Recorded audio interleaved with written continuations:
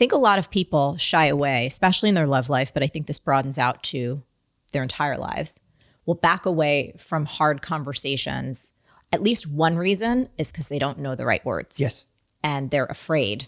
And, you know, if you are in a long-term relationship, you're like, if I say a lot, it's all going to erupt. And you know what I mean? Then you're afraid of what's going to come back. Most of us don't have instruction on that. And so I think one of the great things that you do is help us. So I actually want to start with some hypotheticals, but can we talk about how your beautiful, amazing wife, Audrey, actually did this when you all first met each other? I'm so sick of talking about I don't everything care. this woman did right. Yes. Well, we're going to go there because I think it's a perfect example. When I went back to Los Angeles after having met Audrey, I then started to drift, and we weren't in a relationship. We were just two people that liked each other, and we would text, and then gradually my texts became more and more sparse. And eventually, I think it had been a couple of weeks. It had already been a bit sparse, and then it had been a couple of weeks since we'd spoken. And I sent her a message that said either, I can't remember which, it either said, I miss you or I'm thinking of you. Mm-hmm. And she sent me a message back that said, hey, I hope you're well. To be honest, when you send me things like that, I don't really know what to say, which is a great start. Yeah. Right? I don't really know what to say. Yeah.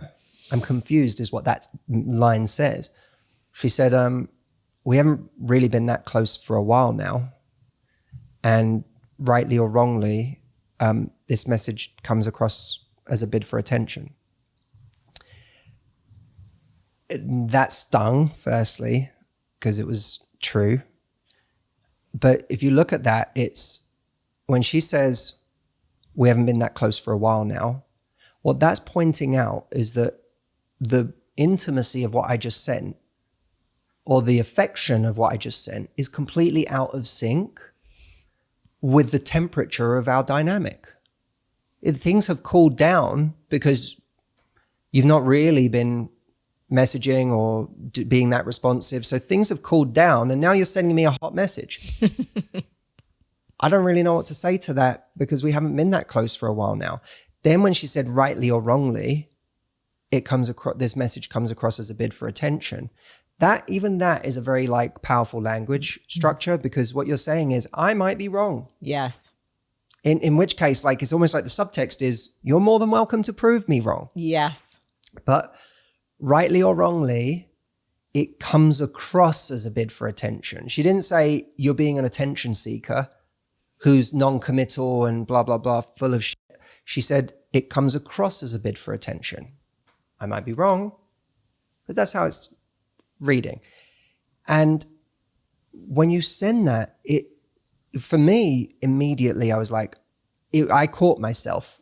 And not everyone will be this self-aware. Some people will catch themselves and then double down and try and win you over in that moment, which is something you have to be very careful of when you set a standard, is that if someone tries 10 times harder to win you over right now, you can't get too excited about that. Because that might be for them just a way of bringing you back in. It's about consistency. It's almost like you have to be able to say to someone, it doesn't matter what you do today. You can, if you want to pick up the phone and call me, hey, let's have a nice conversation. It'd be nice to chat. But there's nothing you can do today that is going to suddenly make me go back to the temperature we had 3 weeks ago, or 2 months ago, or 6 months ago. That's a temperature I'm going to come back to slowly because of your consistency from this point forward. Very, very important. If someone can just come back and rush you with a bunch of affection, and then you suddenly come straight back up to where you were before, then I know, that's all it takes. That's all it takes. Yeah. And by the way, the other thing you can't do is if I went cold on her, if I was because this is what actually happened. I did, and I think this is really, really important for people. I did not go, oh my God, I'm such an idiot. Let's be together. I went, I am being an attention seeker right now. I don't have any more to give. So I'm going to back off. Did you actually text that, or that's what was going through your head? How did you respond? I don't remember why I texted. I think it was it probably wasn't a very exciting response. Right. I think it was just like there was some version of I got it. Yeah. Like, and I genuinely backed off. And I also learned, I can't do that with this person. Like and again, there was nothing malicious in it, but it's just I was just doing something for me because I was feeling lonely or I wanted a hit of connection, but I can't do that here. Yes. She wants something different than I am providing. Yes. What she didn't do is on day 3 of me leaving it alone, go, so what are you up to today? Because that's the other mistake people make is, it didn't work. You backed off. I miss you. So I'm now going to text you. And all someone learns there is that, this was not a standard you had. It was a tactic. Guys, too many of you have not yet tried Matthew AI. I even hear from people still who don't realize that Matthew AI exists. This is my digital mind that you can text or call and hear my voice speaking back to you 24 hours a day. So you can literally wake up in the middle of the night feeling confused, anxious, heartbroken, lonely, wanting to work on your confidence, and call me and have a conversation with me as your coach answering your questions. All you need to do to try it is go to askmh.com. You can try it for free, ask a few questions, and see what you think of its answers. I know you're going to love it. It blows people's minds. That link again is askmh.com. I'm going to give you a few hypotheticals, okay? And see if anything comes to mind. So you catch the person you're dating in a lie. They told you they were not interested in seeing other people, but you see that dating profile, it is still active on the apps. What do you say? I think just pointing out the discrepancy between what you're seeing and what they've said is really valuable. Like, hey, it's made me feel strange. Strange is a good word. Strange is a good word, isn't it? Yeah, because it's Has ambiguous. a neutrality to it in a way. It's not accusatory, and most of us can associate with it. Yeah, Keep exactly. It's made me feel strange. I know you said you weren't interested in seeing other people, but you're still active on the dating app, and it's made me, it's made me feel strange, and it's made me feel a little unsafe because I've been, I'm very conscious about who I give my energy to. Ooh. And I've been giving like some of my best energy to you on the basis that we're actually giving this a try. And that doesn't mean we have to know what it is right now or whatever, but I'm going on the basis that we're actually seeing what this could be. And I'm taking you at your word that you aren't interested in seeing other people. If that's not the case, that's okay. It's not a crime for you to want to see other people, but I really need to know that so I can reevaluate what I'm giving to this situation. That is what I like about that is it's all you, it's all your power. Yeah. There's nothing about it that's saying to someone like, I'm waiting for you, or, I don't know what to do about this, or I'll take whatever scraps you give me. What it's saying is what I have to offer is very valuable. So I'm very careful about who I give it to. And I need to know if firstly, it's okay if you want to see other people. That's valuable, right? Because you're not judging them. Correct. You're not turning them into a villain. Yep. You're saying it's totally okay. If you want to see other people, I respect that. But I need to know if that's what you're really feeling, because it would make me reevaluate what I'm giving to this and the energy I'm putting into it. Ooh. So that's I think it would be a powerful frame to come from. I love that. Okay, you ready? Keep going. Mm-hmm. I got lots of these because I got lots of them. Oh, okay. Okay, so let's say you've been casually seeing someone, but you don't know where you both stand. It's like that exclusivity kind of convo. How would you start opening that up to ask? There's a number of ways you could do that. One of them is, look, I am having such a great time with you. It's so much fun every time we're together. But I've realized recently, when people ask me out, I don't know what to tell them.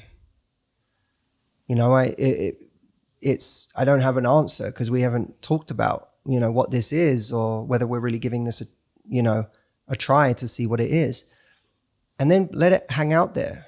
Like, let them contribute to that. That's big. Like, what do you think? Ooh. Like, where's your head with that? Where's your head at with things?